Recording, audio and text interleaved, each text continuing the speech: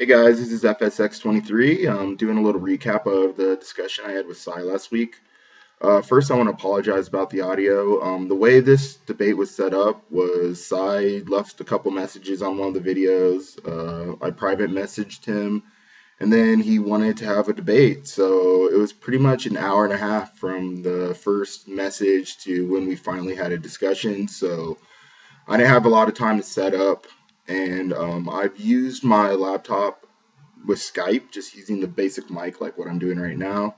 But when we went into the Google Hangouts, and I just have to throw this in here, Google Hangouts is just set up like crap. It is not intuitive. It was really hard to figure out how to link it up. But I think he's done it before, so we were able to get it going. But I've used my laptop on Skype. I've never had echo issues, but we had bad echo issues. And when I put on the headphones on the mic, whatever feed I was getting was not the one Sye got, and it was not the feed that got recorded ultimately, so I could not hear the distortion. So I looked at my mic levels, they were really high. So I'm interested in having a discussion with any other apologist, and not necessarily a presuppositionalist. I'm okay with that, but I had a lot of fun talking to Sye, and I'd like to do this again. So if anyone knows anyone out there who's interested in having a discussion, I'm willing to do that. So going into this discussion with Sye, I was trying to avoid the classic loop that these arguments always end in, and that's a loop of how do you know that, how do you know that, how do you know that?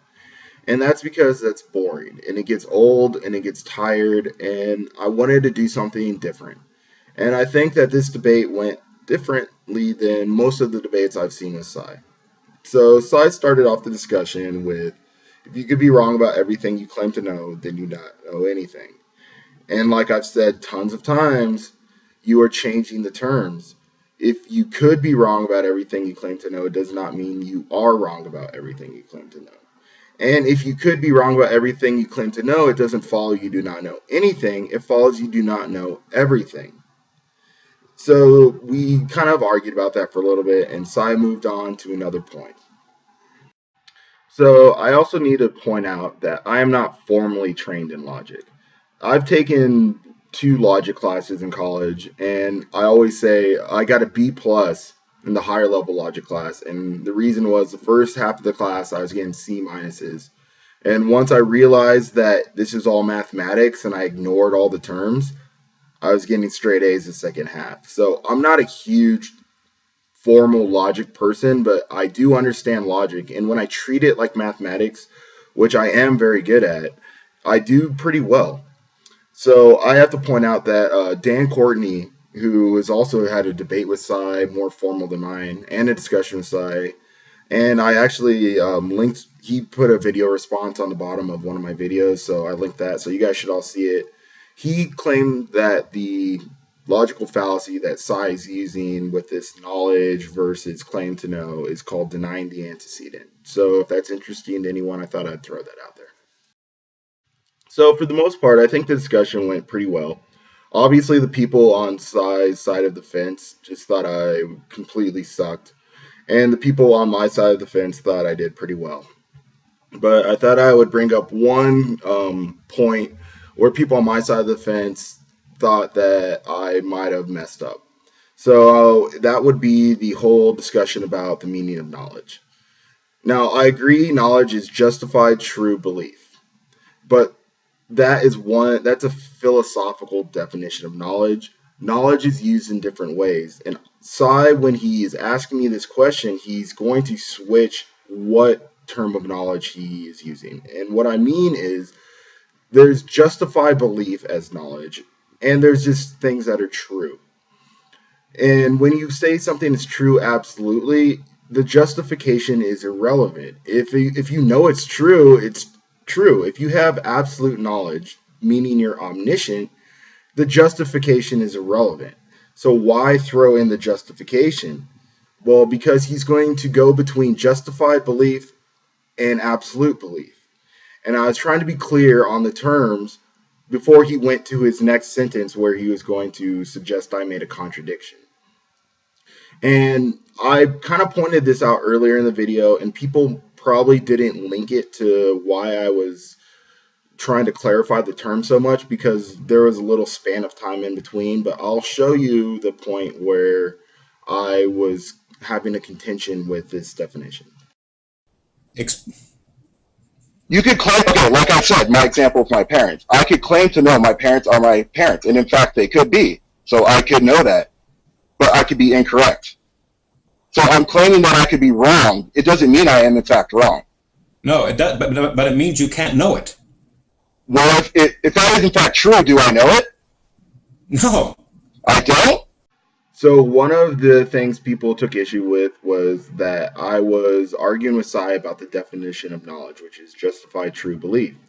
But in that clip earlier, before we got into the whole tirade over what he meant by know, I had provided an example of justified true belief, and he claimed it was not knowledge. So once we got into that point, I wanted him to clearly define what he meant by knowledge, because I knew the next sentence that came out of his mouth was going to be an attempt to say I made some kind of contradiction. But based on his own definition of justified true belief, in that example, I should have had knowledge, and I did not. So I took issue with that, and that's why I was arguing with him on that point for so long.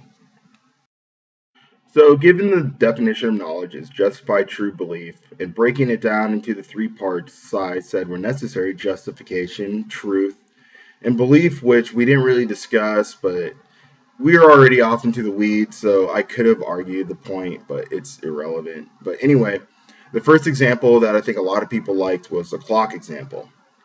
And in the clock example, Sye claimed that if you look at a watch and it says 3 o'clock, you're not justified in believing that that's the time. And he's actually posted some comments on some other people's videos and claimed that I said I knew if the watch wasn't working properly for 2 weeks after that point. But in the debate, his point was, if I look at a watch, do I have justification for that? And later on, he adds it wasn't working for 2 weeks, and all the evidence that it wasn't working is shown after that. But we're just based on justification. And based on the mechanics of watch and experience with watches, I think people have more than enough reason to think a watch is correct if they look at the time. So I think that's justification. And I think I did pretty well on that point. So I'm going to move on to next. So the example with the watch dealt with justification for a belief. And we went on later to discuss knowledge of a belief. And that was in the form of, if you know the president's initials are B.O., well, you're not justified in knowing his name is Barry Owens. This little discussion went pretty quick, and Sye ultimately failed on this. He tried to say just because someone says it's true, is it true? But I was dealing with a hypothetical, and in the hypothetical, you knew the president's initials. So you knew his initials, not his name. His argument really didn't make sense, and I think that's why he moved on pretty quick on that one. So moving on, there was one part of the debate which I thought was the most challenging, and that was, how do you know you're not a person whose reasoning is completely invalid?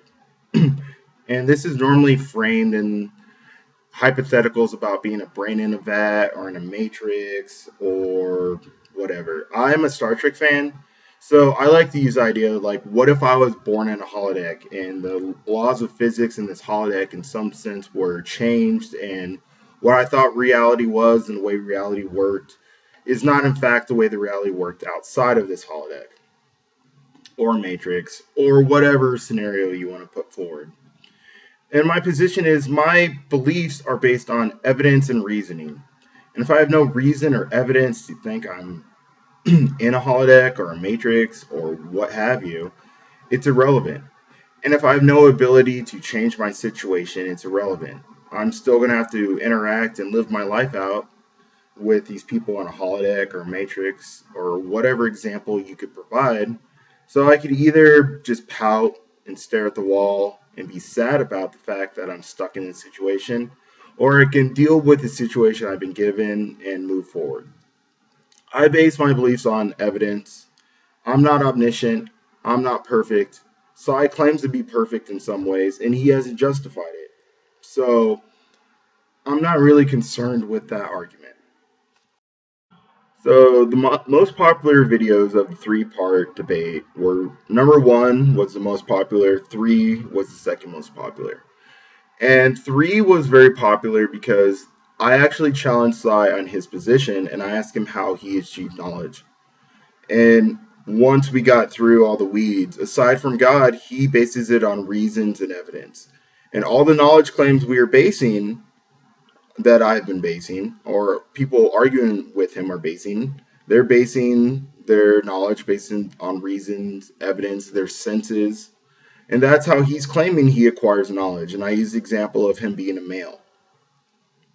And I think this is very telling. He is basing his knowledge the same way I do, but his absolute knowledge of God is justified by this special revelation. And this gets to the heart of the whole point of the precept argument. The precept argument is trying to slip God into a category of absolute knowledge where all knowledge aside from that is based on reasons and evidence. And my position is all knowledge is based on reasons and evidence, and that's how we move forward in life. So I had a lot of fun talking to Sye. I think it's interesting also that at the end of the debate, once I actually got to my own position, arguing my position, the debate ended within 2 minutes. So I think my position is valid. I think you should base your knowledge on reasons and evidence. And yes, you're not omniscient. You are not a god. So yes, you could always be wrong about certain things. You can't be wrong about your existence, and you can't be wrong about your thoughts, because that is who you are. You exist. You know that it's axiomatic. And if that's a concern for you and you're an apologist and you're worried about your own existence, well, I guess you can go debate that with yourself. But I'm not concerned with my existence. I know I exist.